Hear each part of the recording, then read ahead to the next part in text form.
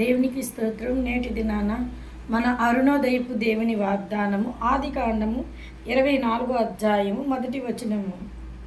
అన్ని విషయములో యెహోవా అబ్రహామును ఆశీర్వదించెను. హల్లెలూయా. ప్రియమైన దేవుని బిడ్డలారా, ఇక్కడ అబ్రహాముకి దేవుడిస్తున్న వాగ్దానం ఏంటంటే, అన్ని విషయాల్లో దేవుడట అబ్రహాముని ఆశీర్వదించారట.